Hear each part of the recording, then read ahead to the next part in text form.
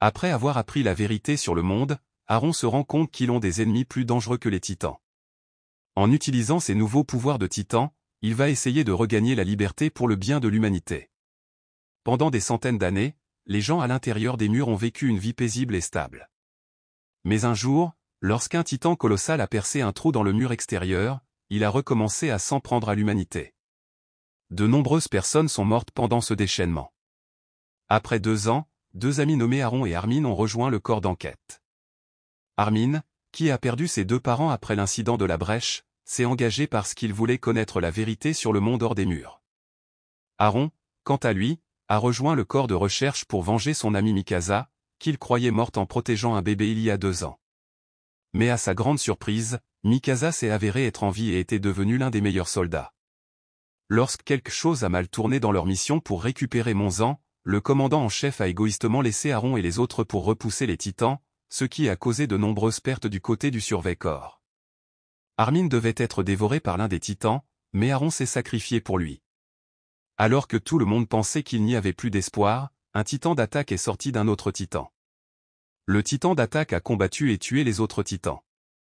Et à la surprise du surveilleur, Aaron a été retrouvé à l'intérieur du titan d'attaque. Dans un flashback, le père d'Aaron et Suda faisaient des expériences sur le petit Aaron. La mère d'Aaron est alors arrivée pour les arrêter. Soudain, ils ont entendu un coup agressif à la porte. La mère d'Aaron a laissé Aaron aux soins de Suda pendant qu'il se cachait des personnes qui les recherchaient, elle et son mari. Le petit Aaron a vu les hommes qui ont fait irruption dans leur maison emmener ses parents et brûler leur maison. De retour dans le présent, Aaron se réveille et se retrouve attaché par une chaîne avec un bâillon dans la bouche. Tout le monde est alerté et les soldats de la brigade de police militaire pointent rapidement leurs armes sur lui. Les membres survivants du corps d'enquête ne peuvent rien faire pour aider Aaron. Le commandant Kubal arrive et commence à dire que, bien que les ressources soient limitées à l'intérieur du mur, les gens savent s'harmoniser et se contenter de ce qu'ils ont. Cela est dû à leur volonté commune de survivre contre les titans du mur extérieur. Il demande ensuite à Aaron s'il est un humain ou un titan, ce à quoi Aaron insiste pour dire qu'il est un humain. Il regarde Armin et les autres mais il reste silencieux. Aaron cherche le capitaine Shikishima mais Kubal dit qu'il est mort pendant l'attaque. Alors que le commandant est sur le point de partir, il ordonne à ses soldats de tirer sur Aaron. Rassemblant tout son courage, Armin prend la parole et dit à Kubal qu'Aaron a combattu les titans pour eux. Armin ajoute qu'avec Aaron, ils ont une chance de combattre les titans. Hans s'oppose également à l'exécution d'Aaron en disant qu'il peut encore être utile comme sujet d'observation et d'expérimentation, mais Kubal dit que même s'ils ont Aaron, ils ne peuvent pas bloquer l'ensemble car tous leurs explosifs ont disparu.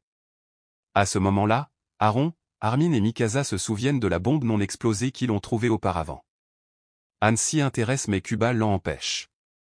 Ils déclarent qu'ils ne font que retarder l'exécution d'Aaron et les accusent de faire partie de la rébellion. Sans perdre plus de temps, Kubal ordonne à ses hommes d'abattre Aaron. Mais Armin reste du côté d'Aaron. Senagi veut aussi se ranger de son côté mais Jean lui rappelle qu'il doit penser à ses frères et sœurs et à ce qui leur arriverait s'ils mouraient. Armin demande à Mikasa si elle va abandonner Aaron aussi, mais Mikasa ne répond pas. Aaron déclare alors courageusement qu'il devrait l'abattre lui aussi. Aaron maudit Kubal d'être un tel lâche qui ne lui donne même pas la chance de combattre les titans. Aaron déclare qu'il a l'impression que sa vie n'a aucun sens, mais qu'après avoir appris qu'il peut être utile à l'humanité, même en tant que titan, il veut le faire. À ce moment-là, Mikasa dégaine sa lame, enfin prête à protéger Aaron. Voyant cela, Kubal lui demande d'un air moqueur si elle est prête à protéger quelqu'un qui pourrait finir par la manger. Même Suda intervient et tente d'expliquer que même si les humains à l'intérieur d'un titan n'ont qu'un temps très limité avant d'être absorbés et de perdre le contrôle, il est toujours possible pour eux d'avoir un contrôle total sur les titans.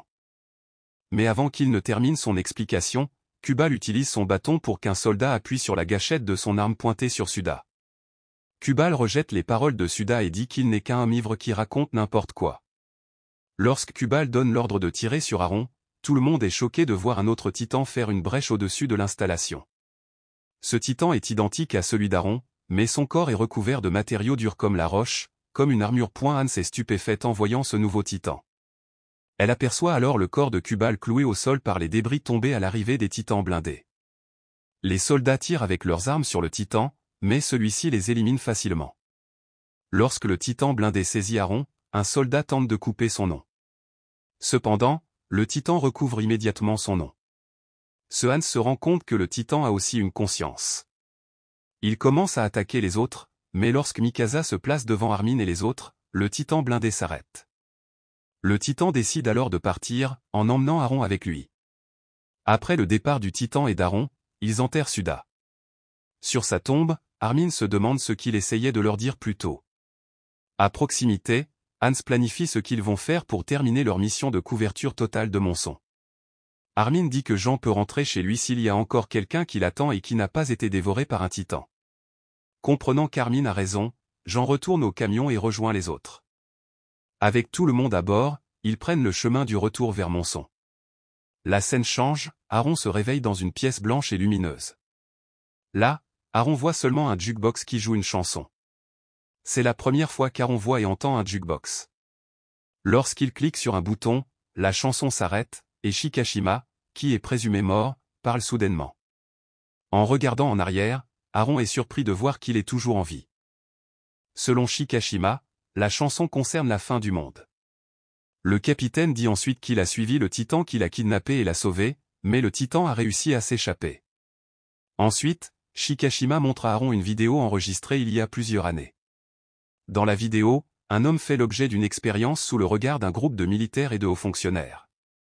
Soudain, une explosion se produit et l'homme se transforme en Titan. Shikashima révèle à Aaron que les Titans étaient autrefois des humains. Selon le capitaine, les Titans ont été créés par les humains comme une arme. Malheureusement, ils sont devenus incontrôlables et ont commencé à apparaître partout. Sans savoir qui deviendra le prochain Titan, l'humanité a commencé à s'entretuer. Cela conduit à l'autodestruction de l'humanité et de la civilisation. Shikashima continue d'expliquer que les gens à l'intérieur des murs ne se sont jamais transformés en Titans. Alors, un petit nombre de dirigeants décident de gouverner la majorité pour construire un monde meilleur. Pendant ce temps, Mikasa partage avec le groupe que Shikashima avait l'habitude de lui dire qu'ils devraient abandonner quelque chose qu'ils doivent protéger afin de devenir plus forts. C'est alors qu'Armin comprend pourquoi Mikasa les évitait, lui et Aaron, lorsqu'ils l'ont revu pour la première fois après 2 ans. Senaji lui montre alors une poupée que sa sœur a fabriquée pour lui et lui dit qu'il ne les abandonnera pas. À ce moment-là, Jean aperçoit des titans non loin d'eux et Homme s'ennuie en voyant qu'il s'agit de titans normaux. Pendant que les autres sont distraits par les titans proches, Sacha demande discrètement à Mikasa si elle a une relation avec Shikashima, mais elle ne répond pas. À ce moment-là, la scène revient sur Shikashima et Aaron. Le capitaine indique que la rupture du mur il y a 2 ans a en fait ouvert une opportunité pour le gouvernement. À cette époque, le régiment d'éclaireurs est sur le point d'explorer l'extérieur des murs. Cela signifie que le mécontentement des gens à l'égard de la vie à l'intérieur du mur se renforce et que leur loyauté envers le gouvernement s'affaiblit. Aaron fait enfin le lien entre les deux et se rend compte que l'attaque qui a eu lieu à l'époque était planifiée. Aaron se met en colère car de nombreuses personnes sont mortes ce jour-là et jusqu'à présent, des gens sacrifient encore leur vie pour réparer le mur. À ce moment-là, Shikashima dit à Aaron que le gouvernement ne veut pas vraiment réparer le mur, mais que les citoyens doivent voir comment les gens qui tentent de jouer les héros et de franchir le mur sont brutalement assassinés par les titans. Réinjectés dans la peur, les gens n'auront d'autre choix que de s'en remettre à nouveau au gouvernement. Par conséquent, le contrôle total sera de nouveau entre les mains du gouvernement. Aaron est complètement frustré par tout ce qu'il a appris de Shikashima. À ce moment-là, le capitaine invite Aaron à mettre fin ensemble à la folie du gouvernement. En utilisant la capacité d'Aaron à devenir un titan, ils peuvent mettre fin à l'ère de l'esclavage et ouvrir une nouvelle ère de liberté. Aaron accepte l'offre et ils trinquent pour solidifier leur partenariat. Cependant, Aaron n'est pas habitué au goût de l'alcool et il vomit. Voyant cela, le capitaine se moque de lui et ordonne à Aaron de le suivre. De retour au groupe, Senaji demande pourquoi Jean se porte volontaire pour le surveille-corps, disant qu'il n'est pas obligé de rejoindre l'équipe puisqu'il vit dans le centre-ville. Jean dit qu'il veut prouver à son père qu'il peut aussi être quelqu'un d'utile. Pendant ce temps, Armin modifie la flèche de Sacha et y attache une bombe. Après un certain temps, il repère finalement la bombe ratée au sommet des collines où Aaron, Mikasa et Armin avaient l'habitude de traîner auparavant. De l'autre côté de la ville, Aaron et Shikashima retournent à la surface et il est révélé que Shikashima est en fait le chef de la rébellion. Il s'avère que les rebelles sont les anciens corps d'éclaireurs qui auraient été anéantis lors de leur dernière mission à l'extérieur du mur. Shikashima répand simplement la fausse information que leur escouade a été anéantie pour garder les explosifs. En regardant les rebelles, Aaron remarque qu'ils tiennent un type d'arme peu familier. Le capitaine explique que ces armes datent d'avant la guerre des Titans. Le gouvernement leur a simplement caché la vérité. Bien que ces armes soient inutiles contre les Titans, elles sont très mortelles pour les humains, et le gouvernement est prêt à les utiliser sur l'humanité lorsque la situation l'exigera. Surplombant la ville dévastée de Monson, Aaron se souvient du temps où tout le monde était encore en paix et heureux. De l'autre côté de la ville, Armin et les autres se préparent à transporter la bombe défectueuse. Le seul problème qu'ils ont maintenant est de savoir comment ils vont tirer la bombe en haut du mur. Sennaji suggère qu'ils la tirent tous. Sennaji dit que ce serait plus facile s'ils pouvaient seulement attacher la bombe à Aaron. Cependant, Jean fait remarquer qu'Aaron est toujours absent. Il est également sceptique quant à savoir si Aaron les écoutera toujours s'il devient un titan. Non loin de là, Mikasa et Sacha regardent les murs lorsque Mikasa se souvient du temps passé avec Aaron.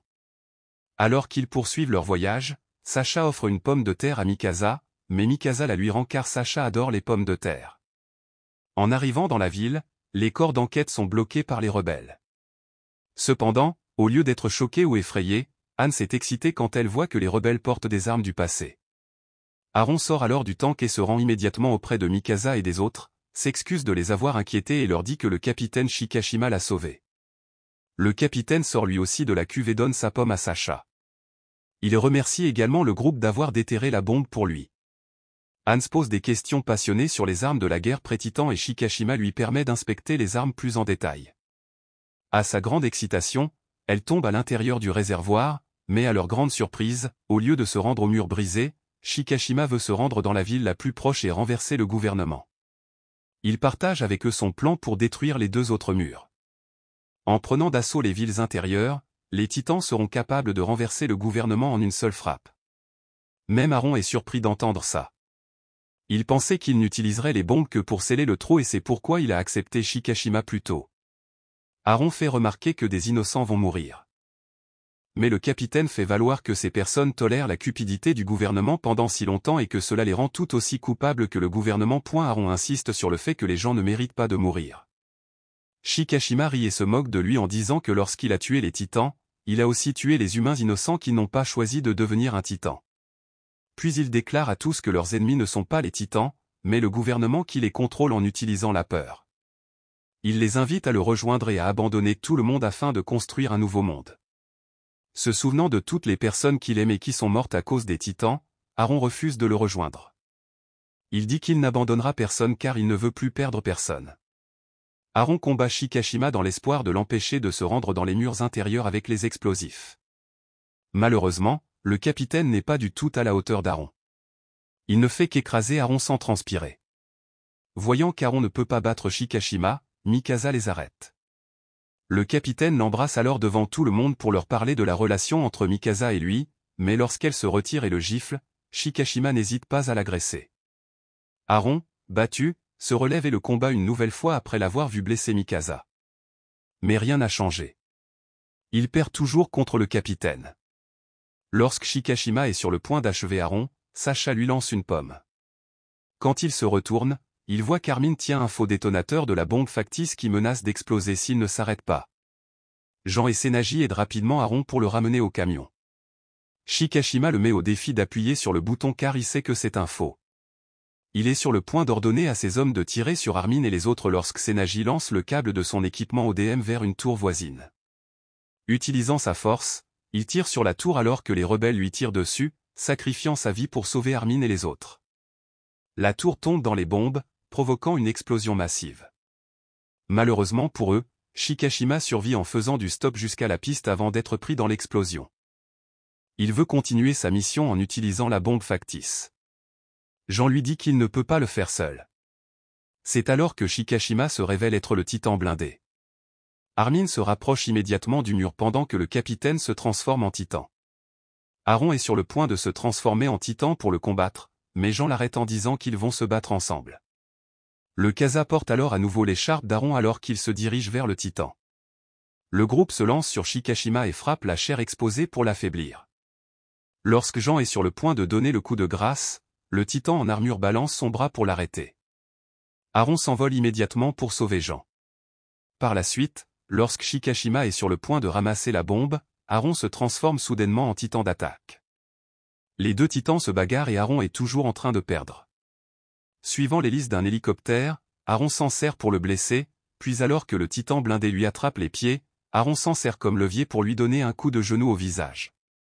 Aaron rugit de victoire alors que le titan blindé s'évapore. Ensuite, Aaron commence à grimper pour placer la bombe dans la fissure au milieu du mur. Malheureusement, le titan d'Aaron commence à faiblir et s'évapore. À ce moment-là, Mikasa fait une petite entaille dans le cou du titan et parle à Aaron. En suivant sa voix, Aaron se réveille et parvient enfin à placer la bombe dans la fissure. Après avoir réglé le minuteur de la bombe, le groupe s'apprête à partir, mais Kubal apparaît soudainement. Ils sont tous surpris de voir qu'il est toujours en vie. Kubal leur offre un pot de vin, s'ils lui livrent Aaron, ils pourront vivre une vie prospère dans le centre-ville. Mais ils refusent tous, ce qui amène Kubal à tirer sur Armin. Lorsque Kubal se remet à monologuer sur l'importance du mur, Sasha lui tire soudain des flèches, mais à leur grande surprise, Kubal se transforme en titan colossal, le titan qui a déclenché l'enfer il y a 2 ans. Aaron, Mikasa et Jean tentent de combattre Kubal, mais ils ne peuvent pas s'en approcher à cause de la vapeur chaude qui sort de son corps. De son côté, Sasha ramène Armin, blessé, au sol. Malheureusement, Kubal tue Jean lorsqu'il tente d'empêcher le titan colossal de s'emparer de la bombe. Alors qu'Aaron se fait brûler par Kubal, Hans, qui a survécu à l'explosion en se trouvant dans un tank, tire un lance-roquette sur le visage du titan colossal. À ce moment-là, la minuterie atteint 0, mais la bombe n'explose pas. Mikasa va vérifier la bombe, mais Shikushima apparaît soudainement. Il est amusé par le dévouement d'Aaron à protéger des innocents. Mikasa le ramène à la raison, touchant ce qui reste de bon en lui. Pendant ce temps, Aaron est attrapé par Kubal, qui veut l'écraser avec sa main. Mais le titan de l'armure de Shikushima se précipite et sauve Aaron. En regardant Aaron, il dit qu'Aaron peut encore faire plus pour l'humanité. Il place alors la bombe dans la bouche de Kubal et elle explose. L'explosion fait tomber les débris, recouvrant le trou. Quand Armin, Sasha et Hans se remettent de l'explosion, ils voient Aaron et Mikasa en haut du mur. Le film se termine avec Aaron et Mikasa regardant le monde extérieur et l'océan, tandis qu'Aaron promet que ce n'est que le début.